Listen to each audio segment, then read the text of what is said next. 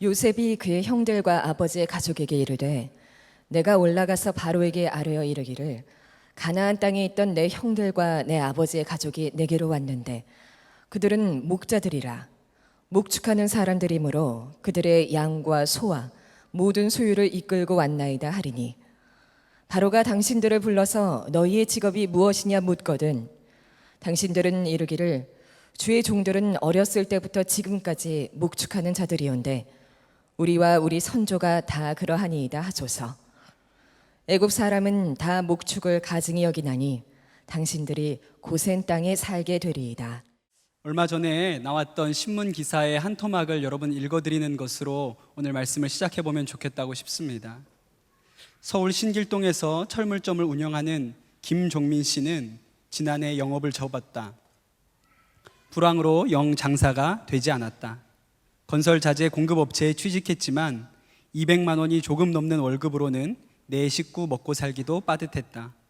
아무리 먹을 것, 입을 것을 줄인다고 해도 기본적으로 들어가는 통신료, 차비, 대출 이자 등을 빼고 나면 생활비로 남는 것은 100만 원에 남짓했다. 지난해 가을 집주인은 보증금을 2천만 원 더 올려달라고 요구했다. 2년 전 이사 오면서 3천만 원을 대출한 그였다. 할 수 없이 카드론으로 1천만 원을 마련하고 나머지 1천만 원에 대해서는 월 10만 원씩 월세를 주기로 하고 계약을 연장했다. 생활비는 더 쪼그라들었지만 쓸 돈은 줄지 않으면서 필요할 때마다 현금 서비스 등을 받고 있다. 저는 이 기사에서 나오는 김종민 씨의 이야기가 그 남의 이야기처럼 들리지가 않았습니다. 오늘 예배에 오신 우리 성도님들 중에는 먹고 사는 일에 염려하지 않을 만큼 재정적인 능력이 있는 분들도 계시지만 대다수의 대한민국 국민들이 이런 걱정을 하면서 살아가고 있습니다. 매달 월급이 들어오고 또 매출이 생기지만 늘 부족하게 생각되는 것은 우리들의 지갑이지요. 어떤 때는 그런 우리의 인생이 좀 고단하게도 느껴지고 힘겹게도 느껴지기도 합니다. 오늘은 우리 삶에서 느끼는 그 부족함에 대해서 여러분과 함께 말씀을 나누어 보면 좋겠다고 싶습니다. 제가 혼자 살 때는 잘 모르다가 가정을 꾸리게 되면서 생각하게 되는 것이 있는데 그것은 제가 돈에 굉장히 민감하다는 것입니다. 저는 몇 푼 안 하는 물건을 살 때도 가장 중요하게 여기는 것이 가격입니다. 그래서 인터넷으로 쇼핑을 하면 낮은 가격 순으로 정렬 이런 것을 잘합니다. 그래서 제일 값이 싼 것을 사죠. 그런데 제 아내는 안 그렇더라고요. 아내는 돈을 조금 더 줘도 오래 쓸 수 있는 좋은 것을 사는 것이 남는 것이라고 생각을 합니다. 가족 중에 누가 아프다고 하면 돈 걱정 말고 병원 가라고 이야기하지만 사실은 병원비가 얼마 나올지 신경 쓰이는 것이 마음입니다. 또 누구 결혼식이 있다고 하면 청첩장이 오면 축하해줘야지 라는 마음도 있지만 또 한편으로 고민스러워지지요. 3만 원과 5만 원 사이에서 갈등을 하게 됩니다. 생각해보면 원 없이 가지고 싶은 대로 돈 걱정 없이 어떤 일을 해본 적이 없었던 것 같습니다. 제가 자라온 환경이 늘 무언가 부족하고 채워지지 않은 것 같은 상황이었기 때문에 아마 그러한 태도가 제 몸에 배어 있는 것 같습니다. 보통 이런 부족함은 좀 구질구질하고 사람을 구차하게 하고 때때로는 사람을 비참하게 만들기도 합니다. 그래서 나는 부족해도 자녀들에게는 그런 부족함을 되물림하고 싶어 하지 않지요. 그래서 없는 형편의 자녀들 공부시키고 시집가고 장가간다고 하면 방 한 칸이라도 얻어줘야 한다고 생각합니다. 그리고 그 집에 부족함 없이 채워주고 싶은 것이 부모의 마음이죠. 그렇게 하지 못할 때는 죄인처럼 생각되는 것, 그것이 우리네 어머니 아버지의 마음이 아닌가 싶습니다. 그것이 바로 우리가 생각하는 부족함입니다. 그런데 유대인들은 그 부족함을 우리가 생각하는 것처럼 슬픈 것으로 여기지 않는다고 그럽니다. 도리어 그 부족함을 귀한 것으로 여긴다고 해요. 탈무드에 보면 이런 말이 있다 그럽니다. 가난한 가정의 아이들 말에 귀를 기울여라. 지혜가 그들에게서 나올 것이다. 오늘 말씀에 나오는 요셉의 행동도 그런 면에서 이해해 볼 수 있다고 싶습니다. 요셉은 형들에게 팔려 이집트에 가서 종살이를 하지요. 그리고 감옥에도 가게 됩니다. 그러나 하나님의 크신 은혜로 이집트의 총리가 되었습니다. 그런데 가나안 땅과 이집트에 큰 가뭄이 들고 그 가뭄에 먹을 것을 찾아 형들이 이집트에 내려와서 요셉을 만나게 됩니다. 요셉에게는 자신을 이집트의 종으로 팔아버린 못된 형들이지만 요셉은 그 형들을 용서하고 올라가서 아버지와 가족들을 다 데리고 내려오라, 그렇게 이야기를 하지요. 오늘 말씀은 요셉의 아버지 야곱과 그 가족들이 요셉의 말을 따라서 이집트에 내려온 바로 그 장면입니다. 야곱이 수십 년 만에 죽은 줄 알았던 아들 요셉을 만나게 됩니다. 요셉을 꼭 끌어안고 내가 이제 너를 보았으니 죽어도 여한이 없다, 그렇게 이야기하는 장면이 바로 오늘 말씀에 있습니다. 그런데 오늘 말씀을 읽다 보면 저는 좀 이상한 장면이 등장한다는 생각이 듭니다.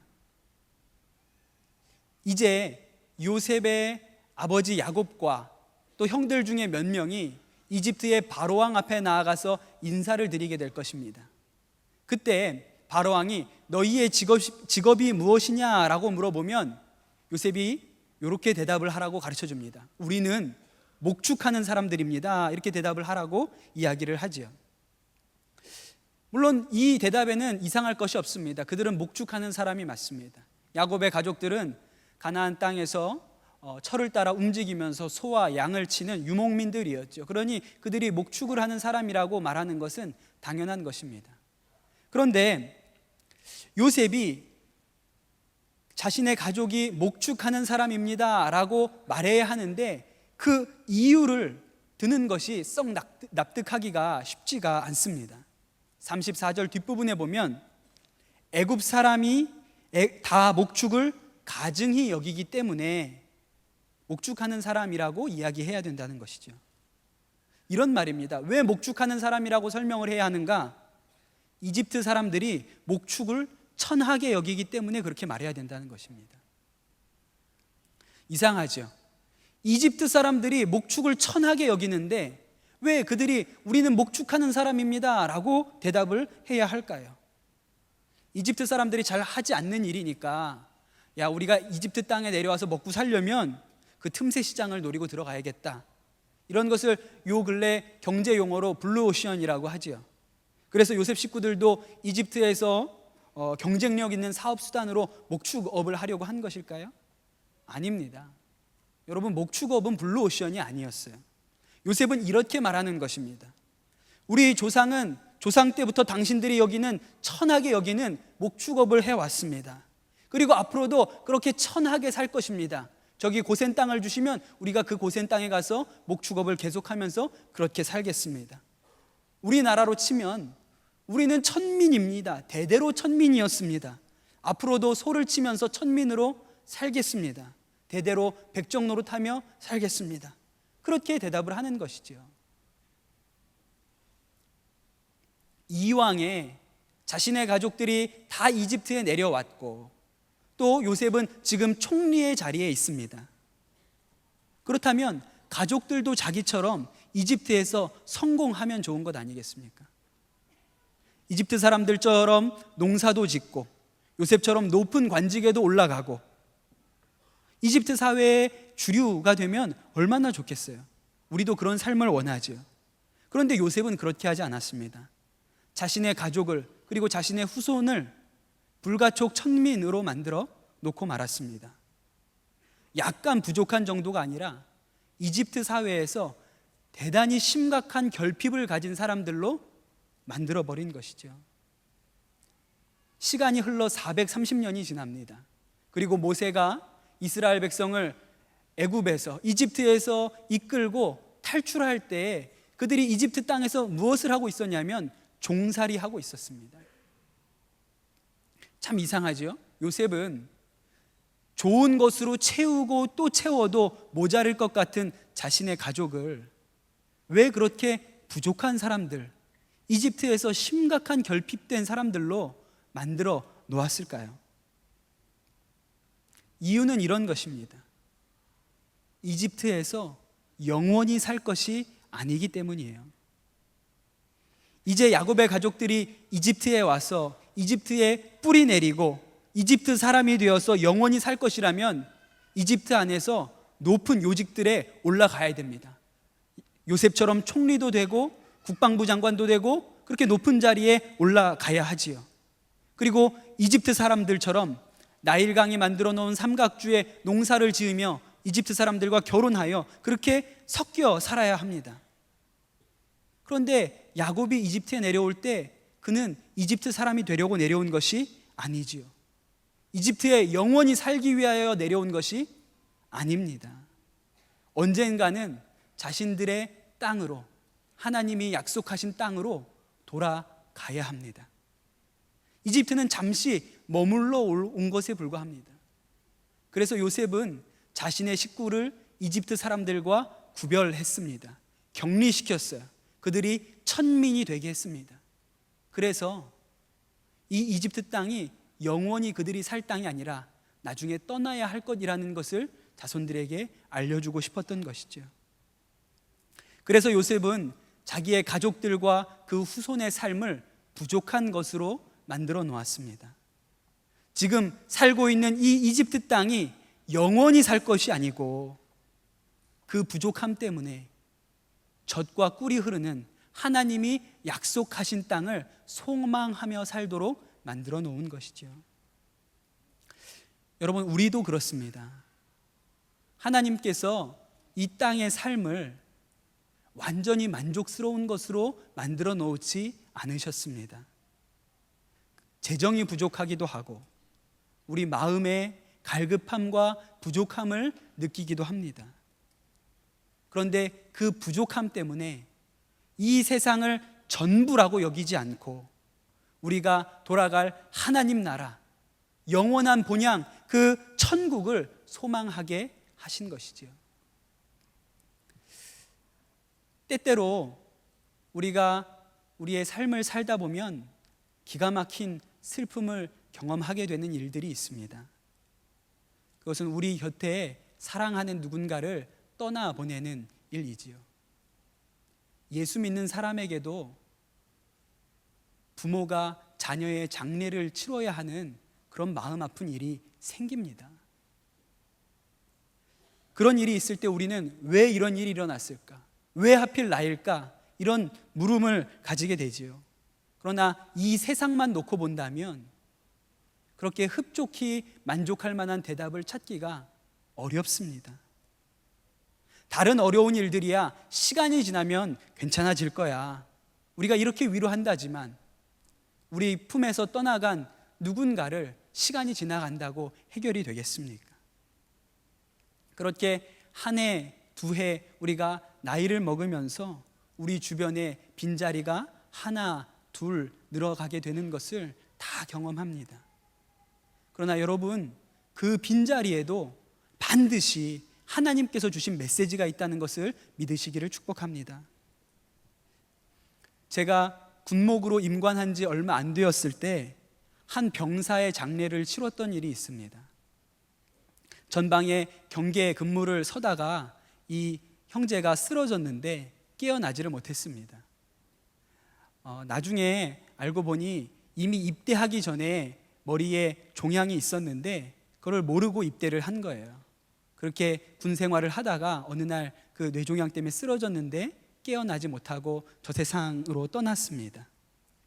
그리고 성남 국군수도통합병원에서 장례를 치르는데 아들 신상 기록표에 보니까 기독교라고 쓰여 있는 거예요.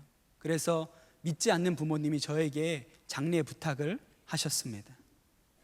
그 장례를 치르고 돌아오면서 제가 속으로 하나님께 기도했습니다. 하나님, 이런 장례는 다시는 안 치렀으면 좋겠습니다. 그저 그 20살의 새파란 젊은 청년이 세상을 떠난 것이 너무 허망하게 느껴졌기 때문입니다. 그리고 제가 군목 제대할 무렵에 아주 큰 일을 한번 경험하게 되었습니다. 지금도 너무 기억에 생생한 2010년 3월 26일 금요일 저녁이었습니다. 텔레비전을 보고 있었는데 기가 막힌 뉴스가 전해졌죠. 백령도 근해에서 순찰 임무 중이던 천안함이 침몰해서 구조 작업 중이라는 뉴스를 봤습니다. 당시에 제가 근무했던 부대에 바로 상급 부대에 소속된 배였습니다. 정말 뜬 눈으로 상황이 어떻게 돌아가는지를 지켜보며 밤을 지샌 그런 참혹한 밤이었습니다. 그렇게 금요일 밤이 지나가고 토요일이 왔고 또 주일이 되었습니다. 그런데 그 주일이 고난주간이 시작되는 주일이었어요. 정말 제대로 된 고난주간을 보냈습니다. 한 주간 실종된 46명은 여전히 가라앉은 뱃속에 있었고, 한 주간의 수색 작업 중에 심해 잠수 요원 한 분이 또 목숨을 잃었습니다. 그리고 구조 작업을 돕던 민간인 어선이 침몰해서 민간인 사상자까지 발생했습니다.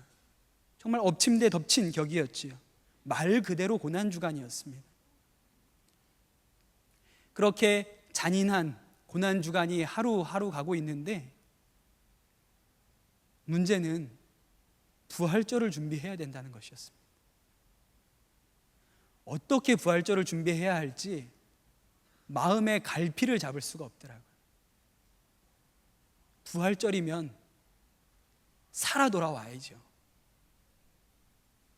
계란도 삶을 수가 없었습니다.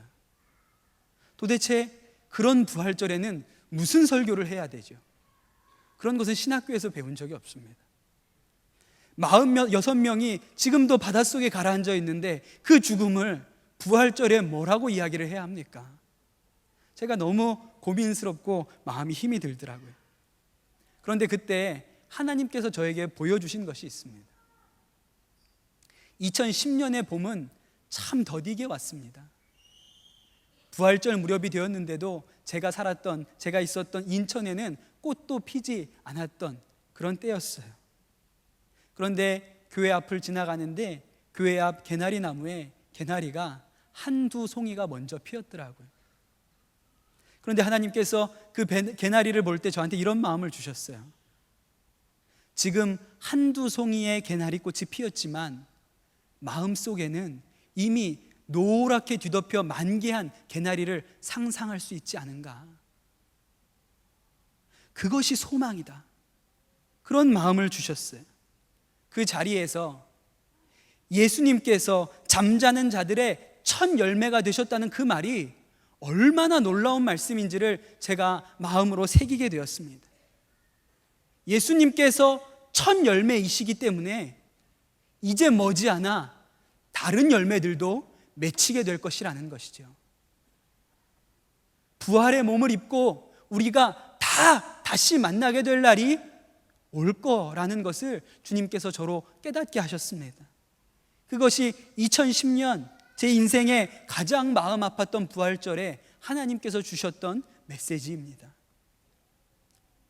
그래서 전우들의 빈자리가 슬픔의 무덤이 아니라 천국을 소망하는 소망이 싹 트는 자리가 된다는 것을 깨닫게 해주신 것이죠. 얼마 전에 소천하신 이민아 목사님이 계십니다. 이민아 목사님이 쓰신 땅끝의 아이들이라는 책에 보면 이민아 목사님이 26살로 먼저 세상을 떠나보낸 첫째 아들 유진이에 대한 이야기가 나옵니다. 여러분에게 읽어드리면 좋겠다고 싶습니다. 이렇게 쓰여져 있어요. 저는 그곳에 가서 묘비를 볼 때마다 아이의 육신은 거기에 묻혀 있지만 우리 아들의 영은 영원히 죽지 않고 내가 항상 가고 싶어하는 그 하나님 나라에 먼저 가 있는 것을 축복임을 깨닫게 됩니다. 그래서 울지 않습니다. 이제 그곳에 가서 주님을 찬양합니다. 그곳에 가면 항상 제 마음의 예배가 살아납니다.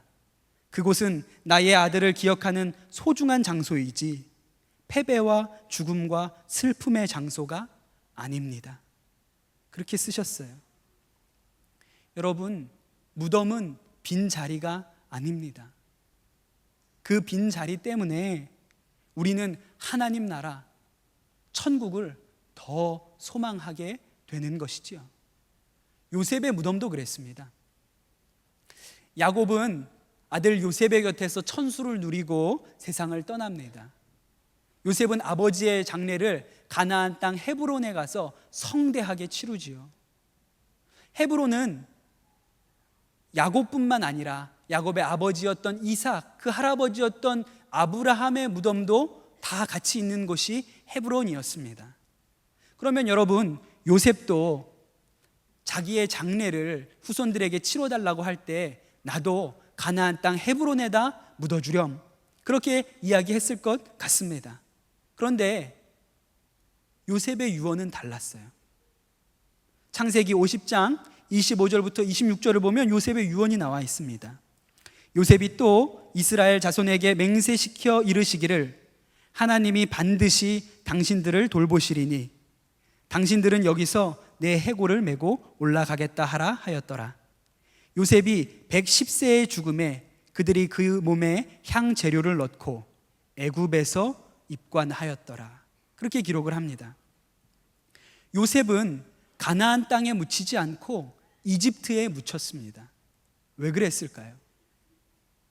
아마도 요셉의 무덤이 가나안 땅에 있었다면 요셉의 후손들은 금방 요셉이란 사람도 잊어버리고 요셉이 남겼던 유언도 잊어버렸을지 모릅니다.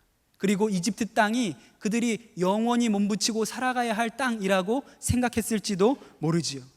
그런데 요셉의 무덤은 가나안 땅에 있지 않고 이집트 땅에 있었어요. 바로 이스라엘 백성들이 종살이하고 있던 그 땅에 요셉의 무덤이 있었습니다. 그 무덤을 볼 때마다 요셉의 후손들은 무슨 생각을 했을까요? 맞아, 여기는 우리가 잠시 머무를 곳이지. 우리가 진짜 가야 할 곳은 따로 있어. 우리가 그 하나님이 약속하신 땅에 갈 때가 되면 우리 할아버지 요셉의 유골도 파서 그때는 가지고 가야지. 그들이 그렇게 요셉의 무덤을 볼 때마다 생각을 하게 한 것이죠.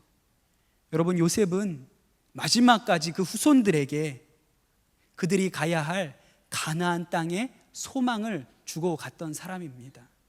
그래서 요셉의 무덤은 슬픔의 장소가 아니고 하나님이 약속하신 그 약속의 소망이 싹트는 곳이 되었습니다.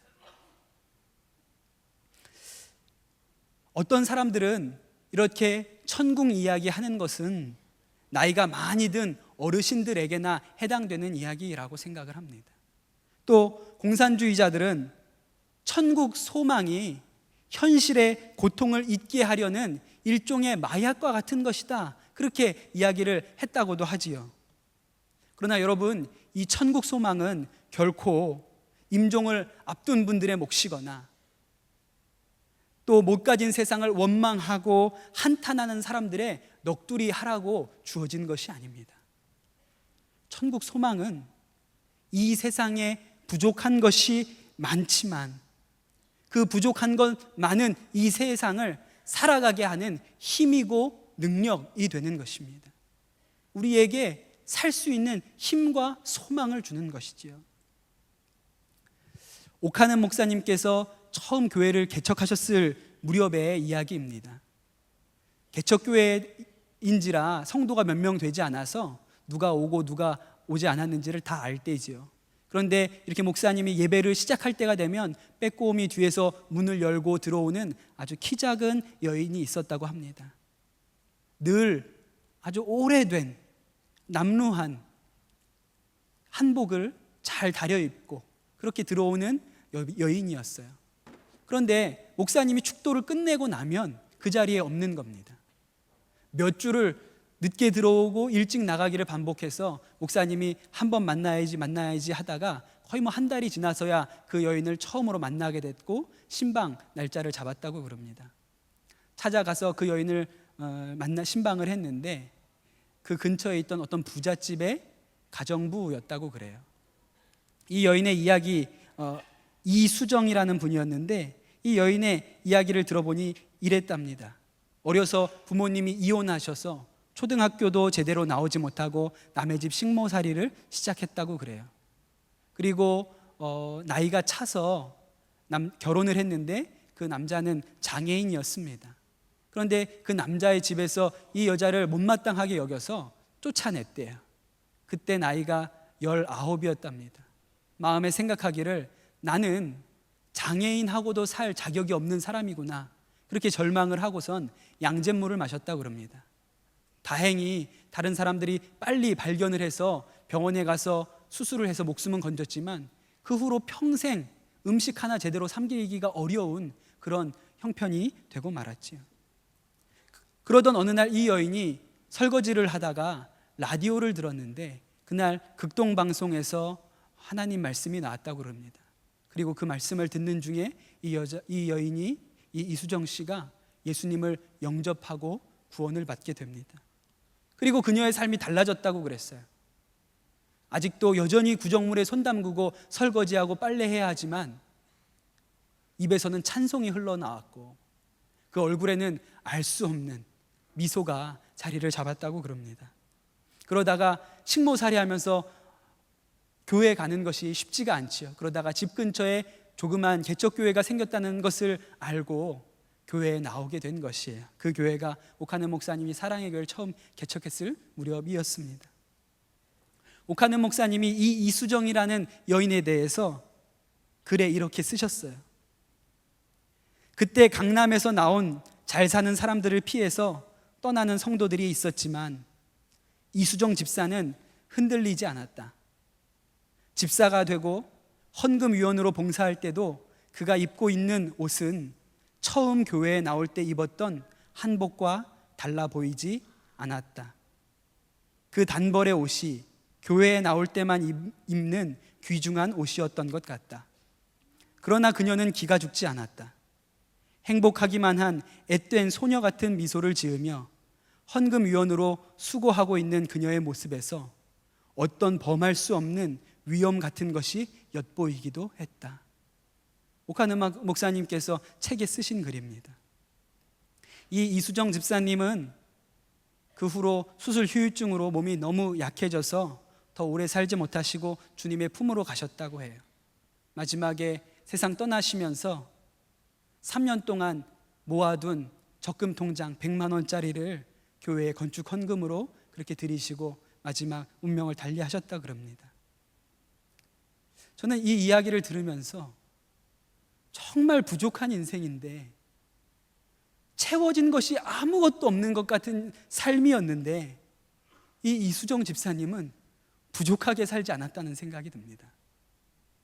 왜냐하면 그 부족함이 세상에서는 채울 수 없는 가장 귀한 것으로 이미 채워져 있었기 때문이죠. 천국 소망으로 채워져 있었기 때문입니다. 그래서 이 세상 살 때 가진 것이 없었지만 누구보다 하나님 앞에 당당하게 살아갈 수 있었던 것이죠. 사랑하는 성도 여러분, 예수님도 가지지 못한 것이 많았습니다. 여우도 굴이 있고 새도 집이 있지만 예수님은 머리 둘 곳이 없다고 이야기하셨어요. 그러나 여러분, 예수님이 그렇게 부족한 것이 많았지만 누구도 예수님을 부족한 사람이라고 생각하지 않습니다. 왜냐하면 예수님을 보면 이 세상에 채워지지 않은 그 부족함이 보이는 것이 아니라 하나님 나라가 보였기 때문이시죠. 그래서 예수님을 보면 천국에 소망이 생기게 됩니다. 누가복음 6장 20절에 예수님께서 이렇게 말씀하셨습니다. 가난한 자가 복이 있나니 하나님의 나라가 너희의 것이며 라고 말씀하셨어요. 이 세상에서 지갑이 얇고 가진 것이 없어서 부족함을 느끼는 바로 그 사람이 복이 있는 사람입니다. 왜냐하면 그 부족함 때문에 하나님의 나라를 소망하는 눈이 열려있기 때문에 그래요. 마태복음 5장 3절에 예수님께서 말씀하셨습니다. 심령이 가난한 자가 복이 있나니 천국이 그들의 것이며, 마음이 가난한 사람, 목마른 사람, 영혼에 갈망이 있고 갈증이 있는 사람이 복이 있다고 했습니다. 왜냐하면 그 마음의 빈 곳으로 인해서 천국을 사모하게 되었기 때문이죠. 제가 예수님처럼 마음에 생각하면 천국을 소망하게 되는 분이 있어서 여러분에게 소개해드리고 오늘 말씀을 정리하려고 합니다. 제가 강화도에 군목으로 있을 때 그 강화도 주변에 있는 섬들을 참 많이 돌아다녔습니다. 그런데 그 섬들 중에 가기가 무척이나 어려웠던 섬 중에 서검도라는 섬이 있어요. 강화도에서 배를 타고 성모도로 가서 성모도에서 배를 또 한 번 갈아타야만 갈 수 있는 섬이고, 배라고 해봐야 하루에 2번밖에 없는 섬입니다. 가기가 쉽지 않지요. 섬이라고 해봐야 주민이 한 40명밖에 되지 않고 차로 5분이면 섬을 다 돌 수 있습니다. 손바닥만한 섬입니다. 제가 처음 그 서검도라는 섬에 가서 우리 해병대 대원들 위문을 하고 났는데 여전히 배가 들어올 때까지는 시간이 한참을 남아 있어요. 그래서 마을에 내려갔는데 마을 중간에 서검교회라는 교회가 있어서 그 교회를 올라가 봤습니다. 할아버지 한 분이 그 교회 마당에서 뭔가를 수리하고 계시더라고요. 제가 군목이라고 인사를 드리니까 이분이 너무 반갑게 저를 맞아주시는 거예요. 그래서 제가 장로님이십니까? 그렇게 여쭤봤더니 목사님이시라고 그러시더라고요.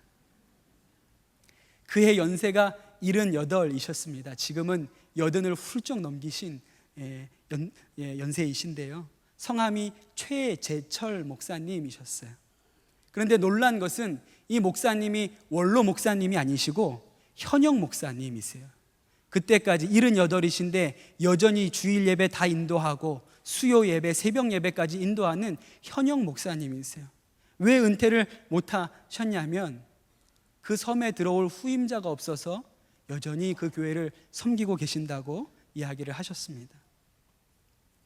제가 목사님을 뵈니까 목사님이 이 섬에 목사 2명이 같이 있는 일은 정말 드문 일이라고 저한테 당신이 지금까지 살아오신 이야기를 많이 해주셨어요. 수십 년 전에 그 섬에 작은 교회 하나가 생겼다 그럽니다. 그때는 섬 아이들 몇 명하고 젊은 전도사님 한 분이 교회에서 예배를 드리셨다 그래요. 그때는 이 최재철 목사님은 예수를 믿기 전입니다. 그런데 이 교회를 맡았던 전도사님이 육지로 나갈 때가 되었어요. 그래서 마을에 이 최재철 청년한테 이제 내가 나가고 나면 이 애들만 남으니 교회 건물이라도 좀 망가지지 않도록 봐달라, 그렇게 부탁을 하셨대요. 그 최재철 씨가 좋다고, 얼마든지 해주겠다고 그렇게 이야기를 하고 전도사님이 육지로 나가셨죠. 그리고 주일이 되었는데 그 교회 다니는 애들이 이 최재철 씨의 집에 찾아왔답니다. 그리고 전도사님이 아저씨가 도와줄 거라 그랬다고 이 집에 찾아온 거예요. 애들이 와서 이 최재철 씨 손을 잡고 교회로 끌고 갑니다. 교회 가니까 아이들이 또 동그랗게 둘러앉아서 자기들끼리 막 찬양을 하는 거예요. 이 최재철 씨가 보기에 얼마나 애들이 이쁘고 귀여운지요. 그리고 찬양이 끝나고 나니까 그 아이 중에 한 명이 기도를 하더랍니다. 기도가 끝나고 나니까 이제 아저씨 차례라는 거예요. 성경을 펴놓고 이제 설교를 해주시면 된다고 그렇게 얘기를 했대요. 그 아이들 생각에는 어른이면 다 설교를 할 수 있다고 생각을 했던 것이죠. 아주 당황스럽잖아요. 그날 교회를 처음 나왔는데 설교를 해야 되는 형편인 것입니다. 그냥 주어진 성경을 들춰봤는데 그때 마침 펴진 곳이 씨 뿌리는 자의 비유였다는 거예요. 그런데 여러분, 이 씨 뿌리는 자의 비유는 성경에서도 드물게 앞에 비유가 나오고 뒤에 해설이 나오는 성경입니다. 그래서 앞에 비유를 설명해주고 뒤에 해설 부분을 아이들한테 알려주었대요. 그리고 돌아왔는데 그 다음 주에도 애들이 오고 또 그 다음 주에도 애들이 오고 계속 설교를 해달라고 부탁을 하는데 이 최재철 씨가 성경에 대해서 아는 것이 있어야죠. 그래서 무태 나가서 성경을 배워오셨답니다. 그래서 예수님 믿게 되셨대요. 그러다가 그 교회 목사님이 들어오시고 그 교회 집사님으로 섬기셨는데 목사님들이 금방금방 성음을 떠나십니다. 그런데 이제 목사님이 떠나시고 나서 후임 목사님이 금방 오시질 않아서 이 최재철 집사님이 노 회장님을 찾아갔대요. 그 노 회장님한테 노 회장님, 우리 교회에도 젊은 목사님 좀 보내주십시오. 그렇게 얘기를 했더니 그 노 회장님이 그러면 최 집사가 신학 공부를 해서 그 교회를 좀 맡아보지, 그렇게 얘기를 하셨다는 거예요. 그래서 이 집사님이 그 늦은 나이에 신학을 공부하셔서 그 교회 담임 목사가 되셨습니다. 그리고 평생을 그 교회에서 목회하셨어요. 정말 이름도 없고 빚도 없고, 그렇다고 그 40명 되는 섬 주민이 다 구원받은 것도 아니고 여전히 강팍하고 완고하고 완악한 사람들 틈바구니에서 평생을 목회를 하신 것이죠. 섬을 떠날 기회가 여러 번 있었다는 이야기를 하세요. 나가고 싶은 마음도 여러 번 있었지만 양들 버리고 나가는 것 같아서, 하나님이 원하지 않으시는 것 같아서 평생 그 섬에서 목회를 하셨답니다. 그래도 하나님께서 다 먹이고 다 입히셨다고 그렇게 고백하는 정말 보석 같은 목사님이셨어요. 제가 가기가 쉽지 않아서 여러 번 찾아뵙지를 못했습니다. 그런데 그 강화도에서 전출 가기 전에 다른 분은 몰라도 그 최재철 목사님께는 꼭 인사를 드리고 떠나야겠다 싶은 마음이 들어서 일부러 그 섬을 다시 찾았어요. 제가 목사님께 인사를 드리고, 목사님, 제가 이제 강화도를 떠나서 이 섬에 다시 들어올 일이 없을 것 같습니다. 목사님, 인사드리러 왔습니다. 그렇게 인사를 하고 목사님께, 목사님, 떠나기 전에 제가 목사님 마음에 꼭 품고 싶어서 사진 한 장 남겼으면 좋겠습니다. 그렇게 말씀을 드렸더니 목사님께서 그때 주섬주섬 와이셔츠랑 넥타이를 챙겨 입으시고, 또 할머니 사모님이 예쁘게 양장을 차려 입으시고 교회 마당에 올라가서 사진을 같이 찍었습니다. 그 사진이 이 사진입니다. 그렇게 사진을 찍고 그 예배당 마당에서 내려오는데 할머니 사모님이 제 손을 꼭 잡으시더라고요. 그리고 저한테 이렇게 얘기를 하셨습니다. 목사님, 이제는 천국에서 만납시다. 그렇게 저한테 인사를 하셨어요. 그 한마디가 제 안에 얼마나 놀랍게 천국 소망이 되든지요. 이 세상에서 주님의 종의 길 가실 때 늘 부족하고 늘 모자라셨지요. 그러나 그 부족하고 모자랐던 것이 주님 나라 가면 정말 놀라운 상급이 되시겠구나, 하나님이 예비하신 상이 크겠구나, 제 안에 소망의 눈이 열리게 된 것입니다. 사랑하는 성도 여러분, 이 땅에서의 우리의 삶은 늘 부족함이 많습니다. 부족함의 연속이지요. 그러나 그 부족함 때문에 억울하고 슬픈 것이 아닙니다. 그 부족함 때문에 이 세상을 전부로 여기지 않고 하나님을 소망하고 하나님의 나라를 소망하는 눈이 우리 가운데 열려지게 된 것이죠. 우리 안에 그 마음의 갈급함 때문에 지금은 희미하지만 나중에 하나님과 얼굴과 얼굴을 대면하여 볼 날을 우리가 꿈꾸고 사모하게 된 것입니다. 사랑하는 성도 여러분, 오늘 우리가 느끼는 그 부족함, 결핍, 목마름, 우리 영혼의 갈급함이 그저 슬픔으로 끝나지 않고 하나님을 향한, 저 하나님 나라를 향한 소망이 싹트는 자리가 되시기를 예수님의 이름으로 축복합니다. 우리 이 시간 다 같이 함께 기도하기를 원합니다. 오늘 우리가 가지지 못한 것을 슬퍼하지 않고 그 부족함이 하나님을 향한 갈망이 되게 하시고 그 갈망이 천국 소망으로 가득 채워지게 하여 주시옵소서. 이 땅을 전부로 여기지 않고 하나님의 나라를 소망하는 눈이 오늘 이 시간 우리 가운데 열려지게 하여 주시옵소서. 우리 주여 한번 부르시고 합심해서 기도하겠습니다. 주여, 사랑의 하나님 아버지, 감사합니다. 오늘 이 아침, 오늘 이 주일 예배 가운데 우리를 부르시고 하나님의 말씀을 취하게 하시고 받게 하신 것을 인하여 주님께 감사를 드립니다. 주님, 우리가 이 세상에 살면서 아버지, 우리의 눈이 세상에 매여 있고 마치 이 세상이 전부인 것처럼 어리석게 살지 않게 하시고, 비록 부족하고 흠이 많고 연약하지만 아버지, 그 부족함 때문에 우리의 눈이 열려 하나님 나라 천국을 소망하게 하여 주시옵소서.